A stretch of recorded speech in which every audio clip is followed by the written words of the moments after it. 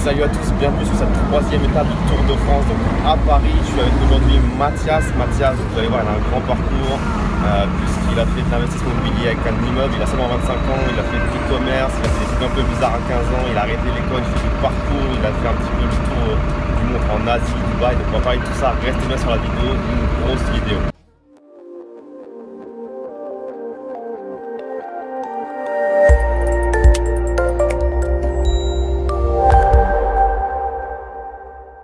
Comme je vous disais, je suis aujourd'hui avec Mathias. Mathias, salut, je te serre la main, tu vas bien? Salut, ça va? Ouais, toi.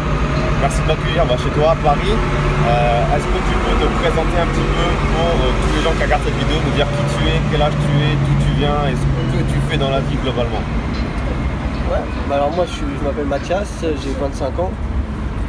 Actuellement je suis en région parisienne, j'ai un petit peu vécu à Hong Kong où je compte retourner très prochainement et dans la vie, je suis auto-entrepreneur, un statut pas forcément très valorisant pour certains et pas forcément très reconnu pour d'autres. Je suis dans le e-commerce et du coup je vends principalement des bijoux sur internet et puis j'ai 2-3 autres petits business en ligne. Ok, donc là Hong Kong on en reparlera après, je te demanderai pourquoi c'est intéressant comme place financière, je pense que tu as quelques infos à nous donner et le statut d'AE on en parlera également aussi pour l'immobilier. Donc toi tu as commencé à 15 ans tout ce qui est un petit peu business, donc c'était super jeune. Est-ce que tu avais déjà ta mentalité business à 15 ans? Comment tu es tombé dedans et par quoi tu as commencé surtout? Dis-nous tout. Ouais, moi j'ai arrêté l'école, j'avais 15 ans et demi, l'école c'était très difficile pour moi, très chaotique. J'y allais une année sur deux en gros pour faire clair. Okay. Donc il fallait que je trouve une solution. Tu sentais que c'était pas pour toi à l'école? Ouais. Je me voyais pas faire des études pour un métier que j'allais pas exercer. Ouais. Et pour moi ce que je voulais exercer c'était l'artistique, c'était le parcours. Donc je sais pas si vous connaissez le parcours, mais le parcours en gros c'est comme les Yamakasi. Eux c'est un groupe, on appelle parfois à tort le sport des Yamakasi, ouais. C'est un groupe. Et du coup c'est le principe de se déplacer, de sauter, on va faire un peu caricatural, ouais. Sauter de toit en toit, ouais. Alors qu'en fait on est parfois juste au sol, sur des barrières, sur des murets. Donc c'est de se déplacer, d'aller d'un point A à un point B, en étant efficace et rapide. Et du coup, ce que je voulais faire, c'était vraiment me consacrer à fond sur cette discipline. Mais en parallèle, je savais que c'était compliqué, que c'est un métier qui était accessible, ouais. Avec de l'entraînement, etc. Mais que sur du long terme, le corps ne peut pas suivre. L'irrégularité du métier aussi est très compliquée à... Tu fais pas ça toute ta vie, quoi. C'est ça. Ouais. Et c'est très ponctuel et c'est pas facile de vivre que de ça. Ouais, ok. Du coup, en parallèle, je me suis dit, il faut que je trouve comment gagner ma vie, quoi. Ouais, tu voulais faire ta passion, un métier pendant un temps, kiffer à mort, mais tu pensais déjà au futur en te disant, je pourrais pas faire ça toute ma vie, il faut que j'ai des thunes, en gros, pour après, il faut que je puisse assurer la suite. Ça. Donc, tu as fait les deux, tu as cherché à faire les deux en même temps. Exactement. Je vous mettrai des vidéos de parcours, justement, de Mathias en direct sur la vidéo, histoire que vous voyez ce qu'il fait un petit peu, c'est assez cool, et on en parlera un petit peu plus après. Donc voilà, donc 15 ans, tu fais un peu de parcours et en même temps tu commences à faire tes premiers euros sur internet. Quel moyen tu as trouvé? Alors, on se comprend, c'est pour ça qu'on rigole. On se comprend et ceux qui liront le livre comprendront aussi. Ouais. En gros, j'ai fait un peu de sous grâce à MSN à l'époque. MSN, pour fixer la chose, c'était l'ancien Facebook, un logiciel de discussion instantanée quand on était au collège. Voilà, c'est ça, on fait les vieux. C'était il n'y a pas si longtemps, mais c'est vrai que ça a vite disparu. Facebook a tout défoncé. Ouais. C'est ça, c'est vrai. Et du coup, le principe c'était que j'utilisais une plateforme pour capter des prospects, donc entre guillemets des pervers, ouais. Qui avaient un petit peu faim. Et je leur donnais l'adresse mail d'une charmante demoiselle sur MSN. Prête à se dénuder un petit peu contre quelques euros, on va dire. Et du coup, je l'ai récupéré sur MSN, j'ai parlé avec eux en faisant passer cette personne et je leur proposais un show sur webcam. Et du coup, ils devaient payer par le biais de paiement d'appel sur taxi. Okay. Voilà, ils appellent, ils ont un code, ils te le donnent, tu le rentres sur un site et ça débloque l'argent. Exactement. Et du coup, un certain nombre de codes sur un montant que je voulais et, ouais, c'est ça. Entre guillemets la durée pour laquelle ils payaient. Alors cette demoiselle, c'était qui? C'est une vraie femme? C'était déguisé? C'était qui? Ça, je te laisse te déguiser. Non, c'était une vidéo que j'avais trouvée sur internet. C'est classique, classique, je pense. Et qui était toujours la même. Du coup, c'était assez marrant parce que parfois je mettais 2 fois la même vidéo et ça passait. Pour la même personne? Sans problème. Ah, les gens, quand ils ont faim, ils regardent. Hein. Ils regardent, mais pas suffisamment, en tout cas pas les bonnes choses. Parce que sinon, ils auraient vu que c'était. C'est quand même bizarre, c'est quand même bizarre. Donc c'est marrant parce que finalement avec Mathias on a fait la même chose à presque le même âge, prendre des vidéos comme je racontais dans mon livre, prendre des vidéos et puis prendre un peu d'argent comme ça, des pervers sexuels un petit peu comme je le dis, qui ont faim. Combien tu te faisais toi à l'époque à 15 ans comme ça pour ce petit travail, ce petit travail 15 ans, je devais faire entre 1000 et 1500 euros par mois. Par mois, donc à 15 ans, autant dire que tu te mettais bien. Ouais, j'étais plutôt pas mal.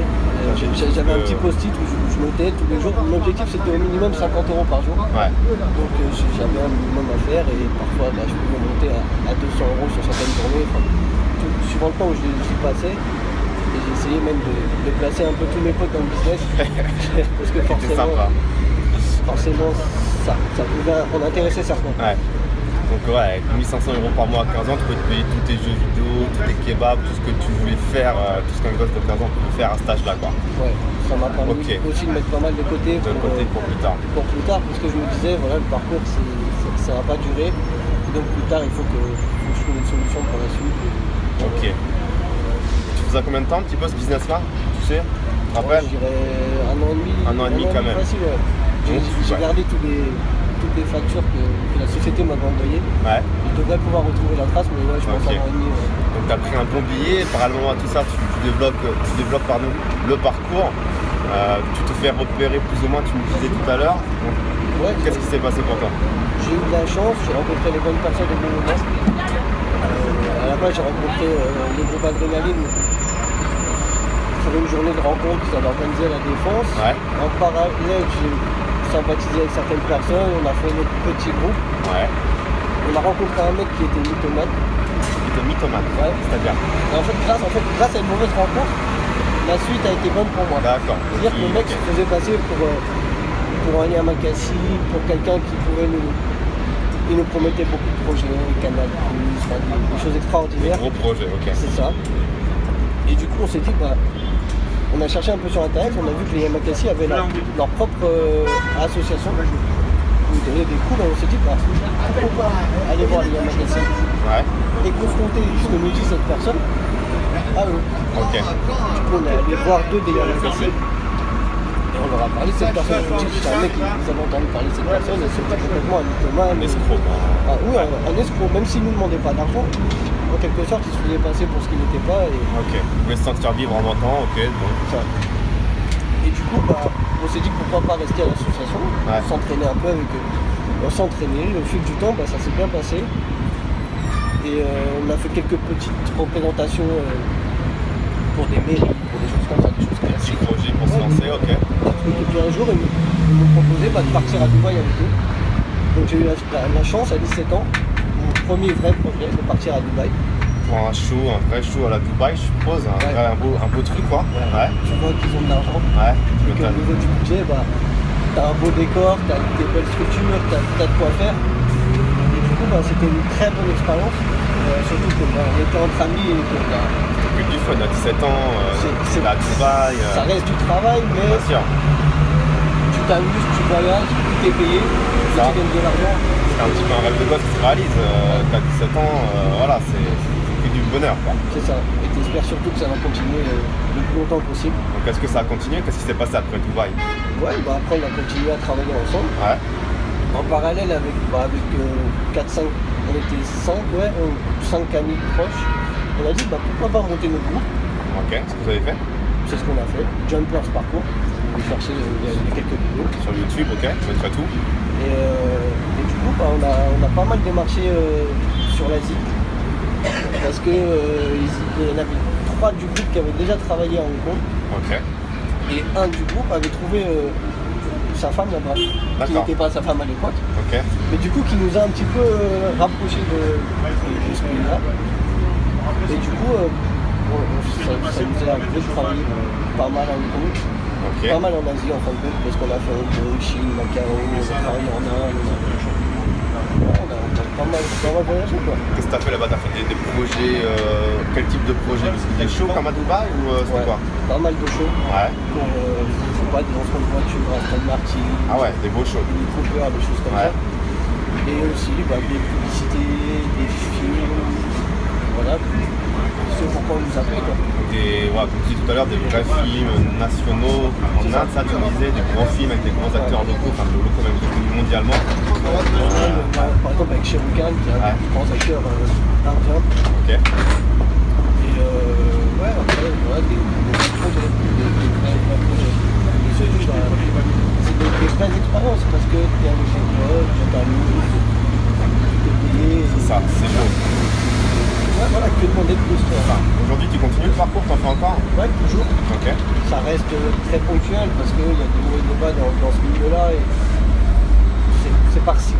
Ça veut dire que pendant un moment, tu vas rien avoir et à un moment, tu vas devoir refuser des contrats parce que tout tombe en même temps. Ok, c'est souvent ça. C'est quand on veut pas que ça arrive, c'est quand on veut que ça vienne pas. C'est ça. Ok. Du coup, là, il y a peut-être des choses en préparation, donc c'est toujours incertain, c'est souvent au dernier moment. Ouais. On ne contrôle pas les productions, opportunités, comme ça, donc c'est à suivre. Ok. Mais ça reste quelque chose dans lequel j'aime m'investir et je continue à m'investir. Mais c'est pas quelque chose que tu fais jusqu'à 40 ans, mais tu fais pas compter tu fatigues ça. après. Ok. Et du coup, il faut envisager la suite. Justement, la suite. Voilà. On a vu le business quand tu étais jeune, le showcam, ça c'est assez éphémère aussi. Le parcours, voilà, tu peux faire ça toute sa vie. Il a fallu construire quelque chose un peu plus solide entre guillemets au niveau business. Tu as commencé de l'e-commerce un petit peu dans la foulée finalement. Vers quel âge tu as commencé l'e-commerce? Alors réellement l'e-commerce, j'ai commencé en 2013. 2013, donc tu avais 22, 21? Ouais, c'est ça, à peu près. 21, 22 ans, ok. En fait, j'étais à Hong Kong. Ok. J'ai vécu pendant presque un an. Parce qu'à force de faire des allers-retours, rester 2 mois, etc., je me suis dit pourquoi pas m'y installer. Ok, carrément. Donc je me suis installé en espérant vivre un petit peu du parcours, donner des cours dans les écoles, des choses comme ça, toujours autour du parcours. Ouais. Quelque chose un peu plus sédentaire que des spectacles. Qu'est-ce que tu penses d'Hong Kong comme ça au passage? Est-ce que c'est un bon endroit pour vivre, pour le business? Ou pas? On parle souvent de beaucoup de Dubaï justement, qui est une ville où il faut être apparemment pour le business. Pour moi, Hong Kong, c'est l'endroit où il faut être. C'est le place to be, vraiment. Je vais aller très prochainement. Pour y vivre, y habiter. Ouais, pour y habiter, pour faire du business, pour... C'est quoi l'argument numéro 1, vers le top 3 des arguments pour dire que Hong Kong c'est là où il faut être pour le business? Déjà, c'est super dynamique. Okay, la vie, elle ne s'arrête pas. H24, tu peux manger, tu peux faire ce que tu veux. Il y a beaucoup moins de barrières. Monter une société, ça coûte 45 €. Ok, donc c'est pas comme la France, les procédures sont plus simples aussi? Beaucoup plus simple, la fiscalité est très intéressante. C'est quoi? T'as un chiffre vite fait, c'est un peu... comment ça fonctionne? Pour tout l'argent qui est généré en dehors du pays, c'est zéro. C'est cadeau. Donc, ce qui est souvent le cas quand on crée une structure en ligne, c'est très très intéressant. C'est pas anodin.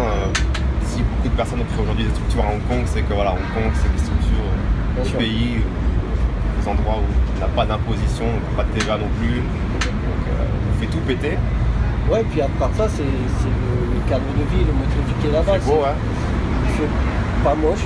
Pas moche, c'est pas beau tout le temps, mais non, parce que c'est un peu gris, c'est un microclimat, parce qu'il y a la baie qui, du coup, il y a du chaud, il y a du froid, c'est particulier. Est-ce que c'est mieux qu'à Paris? Ah non, surtout aujourd'hui. Il fait un petit peu froid et en fait Hong Kong c'est pas seulement la ville dense qu'on peut imaginer, polluée, tout ce qu'on veut surpeupler, mais c'est aussi de la nature.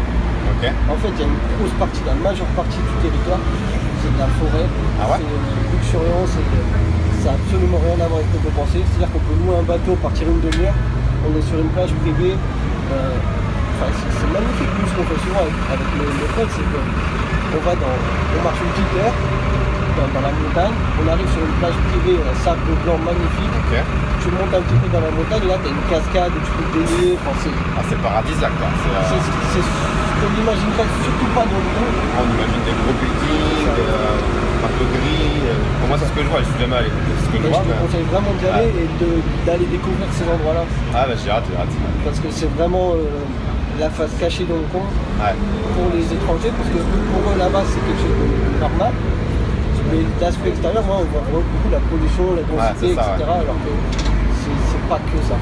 Peut-être encore un peu l'image des médias, bon, là n'est pas le débat, mais... Non, c'est sûr. Bref. Hong Kong, c'est stylé, c'est ce qu'on retiendra en tout cas.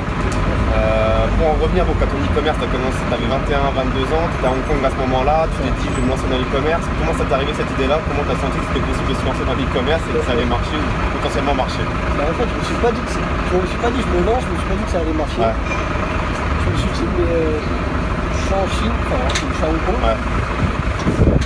J'ai des fournisseurs qui m'en mangent. Bah, je vais prendre 10 euros et les gens ne croiront pas quand je leur dirais que j'ai commencé avec 10 euros.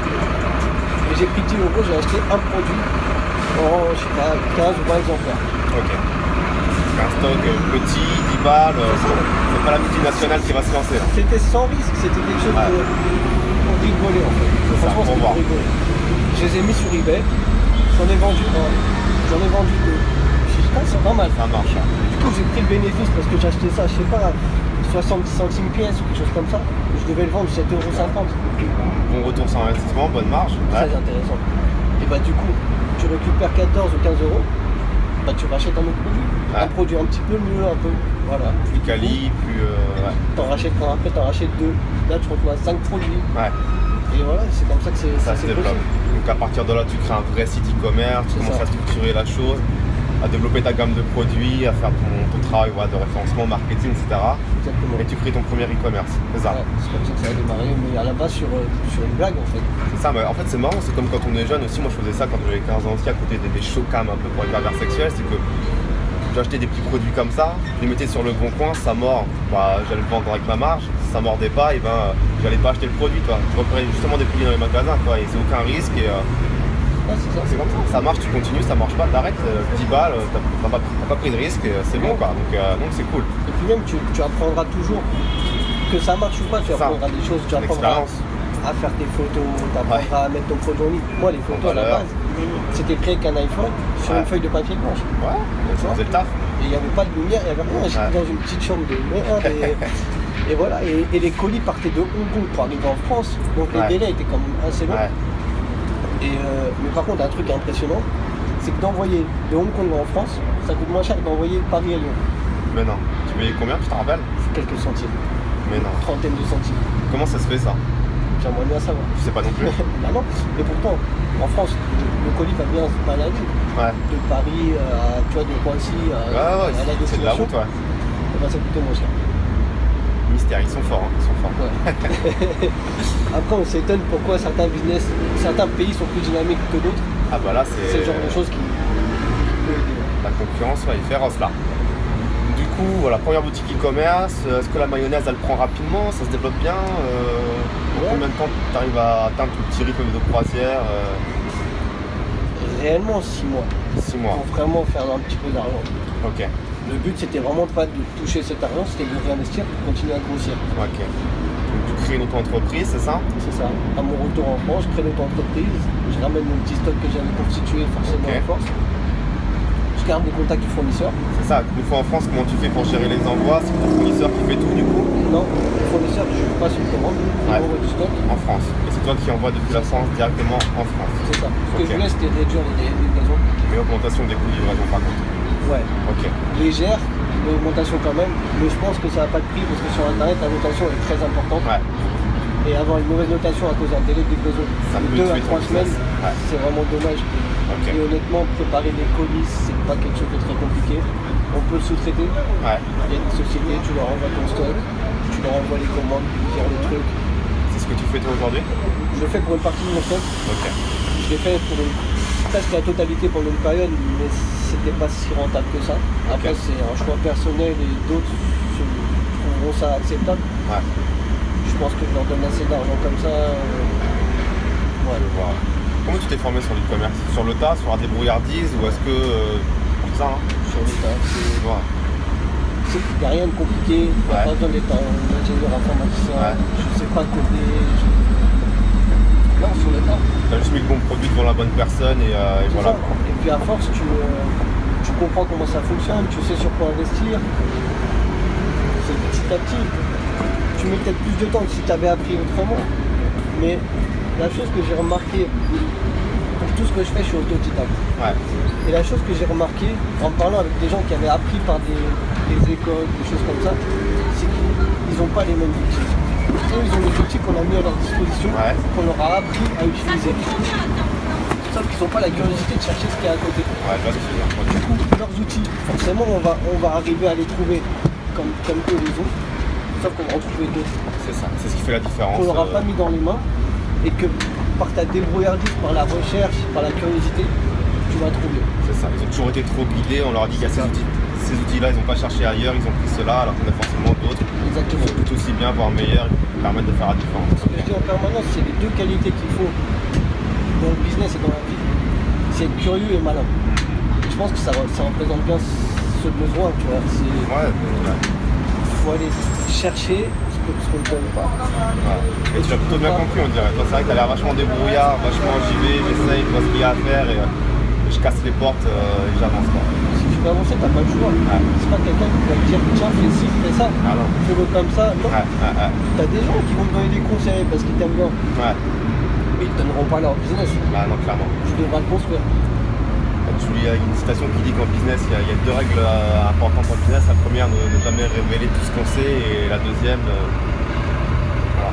Donc c'est vrai qu'on ne peut pas tout te dire non plus, il faut aller chercher les infos et se débrouiller. Ouais. Parce que si on te dit tout, bah, tu vas t'arrêter à ce qu'on t'a dit. Alors, tu peux peut-être aller plus loin que ça. Ouais, c'est vrai. Donc, être curieux. Ouais, c'est ça. En étant autodidacte, bah, tu vas tout découvrir par toi-même. Ouais. Ok. Comment tu as trouvé tes clients en e-commerce? Est-ce que c'était simple bouche-oreille qui s'est lancé tout seul? Tu faisais de la publicité type AdWords, Facebook? Est-ce que du Instagram? Comment tu faisais? J'ai pas mal utilisé des marketplaces. Amazon, eBay, PriceMixter. Pour drainer un gros trafic, tu es déjà présent. C'est ça. Et dans chaque commande, je glissais un petit flyer. Pour leur dire venez sur mon site, avec un concours d'édition qui permettait de 1 savoir d'où ils venaient, et de 2 les faire venir, les inciter à venir parce qu'ils avaient cette production. Est-ce que ça convertissait ça? J'ai déjà entendu le fait que ça marchait pas beaucoup. Est-ce que tu as un bon retour là-dessus? C'est mitigé. C'est pas ce qui marche le mieux. D'accord. Et en parallèle, j'ai fait pas mal de pubs sur Facebook et sur Google Shopping. Google quoi? Google Shopping. Je sais même pas. Google Shopping, c'est quoi ça? C'est les annonces sur Google. Tout ce qui est dans le shopping, c'est des annonces. L'AdWords pour du shopping, c'est ça. Ok. Pourquoi Facebook? Parce que déjà, Facebook, c'est visuel comparé à YouTube AdWords. Et ça me permettait de. Je misais beaucoup sur les likes. Parce que des likes ciblés, je me disais que ça permet de me faire revenir quand je leur envoie des trucs Saint-Valentin, promo. Tandis que faire du AdWords, le mec il va cliquer une fois, il sait pas sur quoi il va tomber parce qu'il n'a pas vu d'image. Et derrière, s'il achètera et ferme ton site, il ne reviendra jamais. C'est qu'une impression et c'est terminé. C'est ça. C'est un like, c'était quelqu'un que je peux relancer, etc. Donc pour du e-commerce, AdWords c'est pas le mot. Ou alors il faut faire AdWords mais pour shopping. Et là c'est intéressant parce que forcément c'est directement la vision du produit et les clients ils cliquent sur ce qu'ils veulent acheter. Est-ce que tu te constitues aussi une liste email sur ton e-commerce ou pas du tout? Pas du tout. Seulement de la publicité à chaque fois. Et les marketplaces. Mais la liste email, c'est vrai que c'est quelque chose que j'ai jamais travaillé, mais qui peut être intéressant. J'ai un petit peu sur j'ai fait un blog rattaché au site pour aider le référencement. Ça peut être un axe d'amélioration du chiffre d'affaires. Il y a pas mal de choses à améliorer. Si on a parlé de la niche sur laquelle tu es présente, est-ce que tu veux le dévoiler ou pas? Je sais pas, parce que c'est vrai que dans l'e-commerce, souvent les niches sont assez gardées parce que c'est assez concurrentiel. Est-ce que la niche même générale, ça te dérange de la dire? Moi je vends des bijoux sur internet. Bijoux, du fantasy, semi-fantasy, du claquer argent, des choses comme ça. Mais je pense que le marché est suffisamment grand pour tout le monde. Oui, c'est sûr. J'ai aussi pas mal de mal à m'y implanter, donc je pense que tout le monde aura du mal. Non, mais c'est... Ça se fait pas du jour au lendemain. Ok, donc niche des bijoux, donc e-commerce, donc retour en France, auto-entreprise que tu développes, que tu continues à construire. À côté de ça, tu as l'idée d'investir dans l'immobilier également. Tu te dis, voilà, l'immobilier c'est intéressant, je veux avoir un peu de patrimoine également, investir. Sauf que moi, auto-entreprise, immobilier, tout de suite dans ma tête, c'est plus que vrai, on se dit que c'est pas quelque chose de viable en France ou d'entreprise, dans le sens où les banques prennent ce statut pour de la merde, ça vaut rien, même 2-3 bilans qui sont plutôt corrects, les banques voilà, ne veulent pas trop. Toi, visiblement, tu y arrives. Ben, c'était un peu l'objectif. Ouais. Je savais que c'était pas gagné. Je suis allé voir un portier il y a 1 an. Et je lui ai parlé de mon projet. Moi, dans l'idée, c'était d'investir dans l'immobilier comme dans une entreprise. C'est-à-dire que je suis là, et je suis vite retombé. Je voulais acheter avec un business plan sans salaire, sans revenu. Ok. Le courtier m'a dit c'est pas possible. Ouais. Et moi, j'avais ma vision comme dans l'entreprise, tu vois. Ouais. Tu veux ouvrir une boulangerie, et ben, tu n'as pas de fiche de paye, tu vas ouvrir ta boulangerie, tu vois, tu achètes ton fonds de commerce. C'est cette vision-là que j'avais. Il m'a dit non, ça va être compliqué. Il me dit quels sont vos revenus, donc je parle de mon entreprise. Il me dit si vous avez 3 ans de bilan, c'est faisable. 3 bilans en auto-entrepreneur, auto-entreprise. On est bien d'accord. Ouais. Ok. Et du coup, j'ai dit ok, je reviendrai. Je reviendrai, ok. Donc toujours, bah, je ne me suis pas arrêté pour autant de regarder les petites annonces, de m'informer un peu sur le domaine, d'apprendre, parce que j'ai regardé pas mal de blogs, youtubeurs, Ouais. des livres, des choses comme ça. Il y a un moment, je me suis dit, ça y est quoi. Faut y aller. Ça fait 3 ans là. L'heure d'y aller est venue, faut que je me pointe. T'as cherché dans quel coin? Dans quel endroit de la France? Paris? Région parisienne? Je me suis fixé un rayon de 200 km entre Paris. Ok. Je voulais quelque chose de proche, mais de pas trop cher. Voilà, la rentabilité surtout, Exactement. parce que voilà, Paris, région parisienne, on sait tous qu'aujourd'hui c'est un petit peu compliqué. Exactement. Donc tu es allé plutôt nord, sud, est, ouest de Paris? J'ai cherché partout, j'ai trouvé en Basse-Normandie. Ok. Donc j'ai trouvé un immeuble de 7 appartements.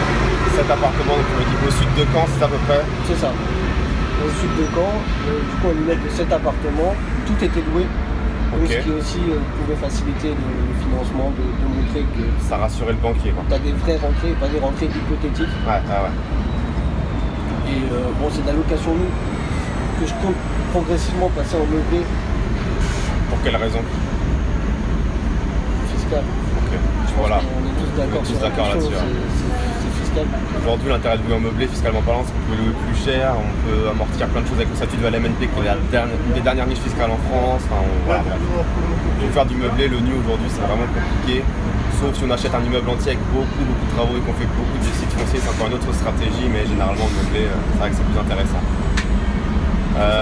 Donc toi aujourd'hui 7 logements, tu vas essayer de rebasculer tout doucement en meublé. Tu as beaucoup de travaux, pas t'as un peu de travaux dans cet immeuble, dans les appartements?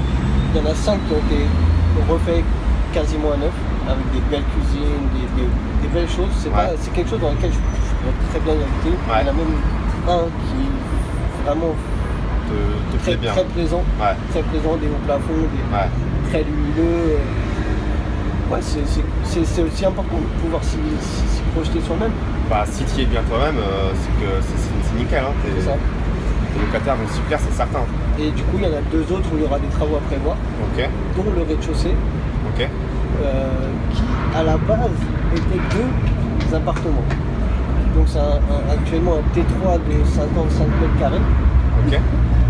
Et donc j'ai le projet au départ du locataire de diviser en 2 studios et du coup d'augmenter un petit peu les revenus par cette division. Parce que c'était de l'eau qui était déjà là officiellement et un propriétaire les a rassemblés pour faire un appartement plus grand pour lui. Ok. Et l'avantage c'est qu'ils sont sur rue et ont déjà les 2 entrées sur la rue. D'accord, donc une entrée qui est condamnée, c'est ça? Plus ou moins, ou toujours fermée, voilà, c'est ça. Qui ne sert pas de porte d'entrée principale, mais qui est toujours qui existe en tant qu'ordre. voilà, qui n'est pas murée. Donc tu peux choper un loyer en plus facilement là. Tu rajoutes une cloison dans l'appart, c'est terminé quoi. C'est ça, tu passes de 7, tu passes à 8 appartements. Ouais. Et du coup de 400 de loyer, tu vas peut-être passer à 5 ou 600 euros. C'est ça, ouais, ça se prend. Surtout que c'est dans tous les cas, vraiment il va y avoir des travaux à faire. Donc autant les faire bien dès le début. Si tu peux valoriser ton bien et ta rentabilité, autant le faire. Ce serait dommage de ne pas le faire, on va dire. Exactement. Aujourd'hui, cet appartement, cet immeuble, tu l'as acheté combien? 210 000 euros par frais de notaire. Donc 210 000 euros, un projet à 210 000 euros avec un statut d'auto-entrepreneur. Donc vous nous écoutez bien, là c'est la réalité, c'est assez incroyable moi je trouve. Tu auras quoi comme mensualité et comme rentrée locative? Les mensualités avec assurance, on est un peu en dessous des 1100 euros. 1100 euros, ok. Et pour une rentrée de 2300 hors charge. Ok, brut. Donc brut, tu as un cash flow de 1200 euros, donc autant dire qu'en net, tu auras déjà un bon cash flow qui va rentrer tous les mois. L'objectif, c'était vraiment que ça s'autofinance, Ouais. que ça paye des charges, que ça paye des impôts, que ça paye tout, Ouais. mais que ça génère du cash flow pour augmenter ma capacité d'endettement et pouvoir acheter quelque chose d'autre par la suite. Du coup, tu penses continuer à racheter là prochainement ou Là, je sais pas si vous nous entendez bien là. Voiture de police. on est à Paris en ce moment, ils sont un petit peu chauds. Ouais. Non, ouais, bah, j'aimerais bien. Alors là, normalement, on signe l'acte définitif le 17 mars. Donc à l'heure de la vidéo là, dans un peu moins d'un mois, 3 semaines. C'est ça. Voilà. Et du coup, pour 2017, j'aimerais bien racheter Immeuble ou appartement? l'immeuble. Toujours qu'un statut d'auto-entrepreneur. Ouais, plus le revenu locatif, qui sanctionneront en même temps entreprise. Donc si ça se fait, on se tiendra au courant. C'est quelque chose d'énorme puisque tu vas atteindre un endettement de, je sais pas, de 600 000 euros en patrimoine peut-être, un peu moins, 500 000, ou moins de demi-million. Donc C'est ça. L'objectif, c'est minimum 500 000 euros patrimoine brut. d'endettement, entre guillemets. Ouais. On se tiendra au courant, mais si ça passe, c'est vraiment énorme. À condition que tu ne partes pas non plus à Hong Kong, en Inde, pour tous tes projets pro, mais en tout cas, c'est joli. Qu'est-ce que tu pourrais dire à tous les jeunes, je sais pas, ou moins jeunes également, qui nous regardent, qui pensent que c'est compliqué, c'est dur de lancer un business quand on est jeune, parce qu'on est trop jeune, on est trop pauvre, c'est compliqué de s'endetter, ou c'est pas pour nous, c'est pour les riches, ou tout ce que tu veux, toutes les astuces qu'on connaît. Toi, tu es vraiment l'exemple même que on s'en fout des excuses, on y va. Vous m'avez parlé tout à l'heure de 2-3 exemples que j'avais bien aimés. Qu'est-ce que tu pourrais leur dire à tous ces gens-là? Le besoin d'argent n'est pas vrai pour commencer un business, parce que j'ai commencé avec 10 euros. Voilà. Donc, au final, mon auto-entreprise, elle a généré des revenus qui m'ont permis d'acheter un immeuble en partant de 10 euros. C'est comme je vais le mettre sûrement pour le titre de la vidéo, tu vas acheter un immeuble de rapport de 200 000 euros, même plus, avec 10 balles. C'est ça. Habillé rose. Ouais, c'est ça. Ouais. C'est ça. Donc l'argent, c'est pas une excuse. C'est pas le problème, l'argent. Et il ne faut pas s'arrêter aux croyances et de dire qu'on ne peut pas acheter avec une auto-entreprise, qu'on ne peut pas acheter sans salaire. Moi, j'aime bien justement ce genre de défi. Ouais. Le défi de ce premier achat, c'était ça. C'était d'acheter avec auto-entreprise. Le défi du second, ça va être de me faire financer à 110%. Donc c'est les frais de notaire. Là, j'ai payé les frais de notaire. La prochaine fois, c'est de ne pas les payer. Tu sentais que c'était vraiment compliqué pour la première opération ou tu aurais pu ne pas les payer aussi, tu penses? C'est vrai qu'aujourd'hui, les banques demandent beaucoup les frais de notaire pour se protéger un petit peu si jamais tu ne rembourses pas, qu'elles doivent revendre le bien à ta place. J'ai pas vraiment poussé le sujet. Ouais. En fait, c'est mon courtier qui m'a dit qu'il fallait que je mette des frais de notaire. Ok. J'ai pas poussé la chose parce que je trouvais ça aussi normal de les mettre par S'engager un peu, quoi. ouais, et puis là encore une fois, c'est par rapport aux croyances qu'on a tous, c'est qu'il faut mettre des frais de notaire. Ouais. Mais justement, pour la prochaine fois, j'ai vraiment envie de montrer que sans argent, on peut y arriver, sans capital. Ouais. Et pour ça, parce qu'on dit souvent, oui, j'ai acheté sans argent. Sauf qu'il y a une étape dans l'achat qu'on n'explique pas, c'est le dépôt de garantie. C'était casse. Quand tu signes ton compromis et que tu vas déposer entre 5 et 10%, comment est-ce qu'ils ont fait les gens qui ont acheté sans apport? Est-ce qu'ils l'ont déposé ou pas? Et du coup, ce que je veux répondre à cette question, c'est que je vais acheter sans apport et sans avoir à déposer le dépôt de garantie. Ouais, ça c'est possible ça. C'est possible. C'est casse, beaucoup d'investisseurs mettent 0% parce qu'ils veulent garder leur trésorerie et que C'est ça. si tu me dis non, bah j'achète plus quoi. Et le vendeur il va pas te dire non. Et du coup, c'est un peu le défi du prochain investissement. C'est vrai que le séquestre, c'est un usage, on peut ne pas le mettre, les frais de notaire, c'est un peu plus compliqué. Ouais. On en reparlera, on fera peut-être une autre vidéo, mais, Ouais, grave. mais c'est un peu le défi. Et justement, ton courtier, est-ce qu'il a démarché beaucoup de banques ou est-ce que la première s'est passée en auto-entreprise? La première. La première. Est-ce que tu peux nous dire laquelle ou tu préfères garder ça? C'est la BNP. La BNP, ok. Donc avec la BNP en auto-entreprise, c'est passé en agence parisienne ou de proche de Caen du coup? En Ile-de-France. En Ile-de-France. Ok, donc comme quoi il y a moyen de faire des choses. Est-ce que tu as d'autres choses à nous rajouter sur tout ça, le fait que c'est possible, sur un truc que tu peux nous dire avant de conclure la vidéo? Ouais, il faut croire en ces projets, il faut vouloir le faire, il faut avoir des vrais objectifs. Moi, mon vrai objectif, c'est que dans 5 ans, je n'ai plus à travailler. C'est-à-dire de vivre clairement de mes revenus immobiliers. Et e-commerce? Immobilier. Parce que le e-commerce, ça peut s'arrêter. C'est vrai que ça va très vite. Moi, je veux quelque chose qui est sûr. Et du coup, vraiment vivre de mes rentes. Je dis pas que je vais me faire bronzer toute la journée. C'est de ne pas avoir l'obligation de travailler. Ça veut dire que si... savoir que tu as un patrimoine qui est là. Si demain, je veux partir en vacances, je peux partir en vacances. Si demain, je veux faire du sport, je peux faire du sport. J'ai pas d'obligation. Pas de compte à rendre. C'est ça. Ton e-commerce, par exemple, tu as déjà pensé à le revendre, par exemple, à un plus gros acteur du marché qui pourrait profiter de ton référencement, etc. Tu as déjà pensé, c'est un truc qui se fait souvent dans les e-commerce? Moi, j'y ai pensé. La question, c'est qu'est-ce que tu fais après? C'est-à-dire que tu prends peut-être un bon billet, mais... c'est ça, c'est un arbitrage. Le récurrent dont tu as besoin tous les mois pour vivre et pour t'endetter, pour faire des choses comme ça, tu l'as plus. Donc si tu dois recréer quelque chose, le temps que ça grossisse, avec l'incertitude que ça grossisse, et le risque aussi, c'est que tu mettes trop d'argent dans ton nouveau truc, et du coup tu perds les bénéfices du premier. Exactement. Donc toi, l'idée, c'est plutôt de continuer à exploiter ce site-là, sa récurrence avec ses revenus, investir dans l'immobilier, et éventuellement, quand l'immobilier sera bien installé, de lapider, entre guillemets, cet e-commerce, de le revendre. Exactement. Okay. Question que je t'ai pas posée, est-ce que tu as commencé tout ça, tout ton parcours avec un capital? Est-ce que tu as hérité, ou est-ce que tu es une famille riche, ou est-ce que tu es parti à poil, comme on dit, entre guillemets? Non, vraiment un autodidacte, un self-made, comme on dit, moi, tu t'es débrouillé. Quand j'ai arrêté l'école, ma mère, elle m'a dit tu fais ce que tu veux. Elle t'a suivi toujours? Elle a toujours été inquiète, mais elle m'a dit tu fais ce que tu veux, par contre tu dois t'assumer financièrement. Ok, elle t'a fait comprendre que tu étais le boss, c'est ça, de ta propre personne. Ça veut dire que j'ai pu rester chez ma mère, mais elle m'a pas donné un centime. Ça veut dire que pour vivre au quotidien, et j'ai toujours été avec des gens qui avaient 10 ans de plus que moi, donc vivre avec des gens qui ont 10 ans de plus que toi, ça coûte plus cher. Ça veut dire qu'à 17 ans, tu vas pas au McDo, tu vas dans des restaurants.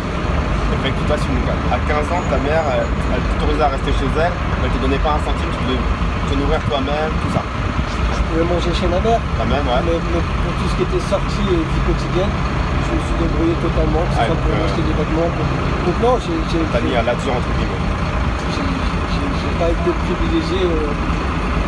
Si, on est toujours privilégié quand tu vois certains pays, certaines choses, mais à part ça, non. Je peux pas voir si ta famille Rothschild ou quelque chose. Bon bah excellent, hein, franchement. Dis-nous ce que vous en pensez dans les commentaires, mais belle vidéo, je pense, de motivation, pour prouver que tout est possible quand on veut. Hein. Je pense que tu as une volonté de faire. Ouais, il faut y aller. Dans la vie, il ne faut pas s'arrêter sur les obstacles. C'est comme je te disais tout à l'heure dans le parcours. Ah, toi, tu les démontres, le parcours, un obstacle, c'est un terrain de jeu. Si tu as un mur, tu passes pas à côté, tu montes dessus, tu sautes dessus. Donc dans la vie, il faut faire pareil, il faut pas s'arrêter aux obstacles. Ça serait trop facile, ça serait pas intéressant. C'est ce qui la rend savoureuse, la vie aussi, qu'il y ait des obstacles. Parce que quand on les franchit, finalement, on se dit que je l'ai fait, je sais réussir. On est fier en soi, on gagne de la confiance en soi et on avance. C'est super gratifiant de voir ce par quoi tu as réussi à passer et d'arriver là où tu en es avec ce parcours-là. Je te dis, quand je regarde en arrière, je me dis, j'ai commencé avec 10 €, j'achète un immeuble. À l'époque, c'était impensable. Même beaucoup vont nous dire, mais c'est un mytho, Mathias. Bien sûr, mais ça, c'est évident. C'est évident. Et s'il y en a qui veulent m'envoyer un mail et qui veulent que je leur prouve, il n'y a aucun souci. Non, mais j'ai encore la facture de mon premier achat et j'ai toutes mes déclarations. Voilà, tout ce qu'il faut pour prouver que c'est la réalité. C'est ça. Ok, bon bah sur ce, je pense qu'on va conclure cette vidéo. Mathias, je te remercie vraiment pour tout ce que tu nous as dit et pour ton temps. N'hésitez vraiment pas si vous avez des questions dans la vidéo ci-dessous à les poser. Mathias y répondra s'il a un petit peu de temps. Je te souhaite le meilleur pour tous tes projets, je sais qu'on aura encore plein et puis merci. Et puis on se dit à très bientôt pour la prochaine étape du Tour de France. Ciao ciao.